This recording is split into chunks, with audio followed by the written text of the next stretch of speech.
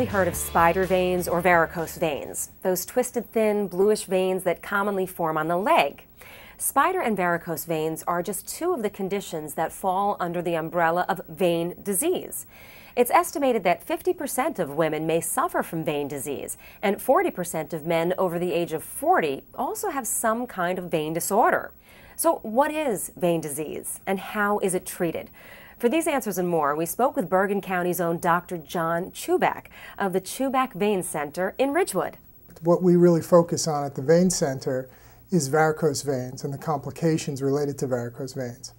And these are really the result of leaking valves in the venous system.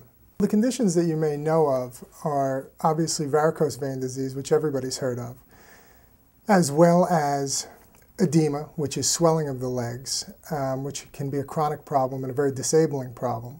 We also deal with wounds of the legs, specifically venous ulcers, which form usually around the ankles from long-standing untreated vein disease. Surgical imaging and techniques are advancing more every day. At the Chuback Center, the latest procedures are being performed with very positive results. We have great results now with closing the leaking veins with what we call an endovenous laser, which is a small laser fiber that goes inside the vein and seals it shut.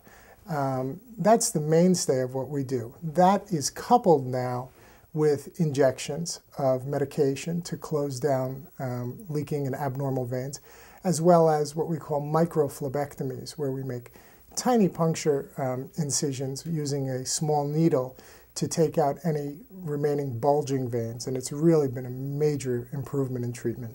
Very often we dismiss vein disorders like these as merely an unfortunate cosmetic issue, maybe having something to do with the natural aging process. Sometimes the problem is just a cosmetic one. But as we've also learned, ignoring these tiny signs could be an invitation to a much more serious health problem. There are people with cosmetic problems, and we do take care of some of those patients. We take care of a lot of them, for that matter. But the mainstay of my practice is taking care of patients with real medical problems, patients who have venous disease that's considered medically necessary to treat.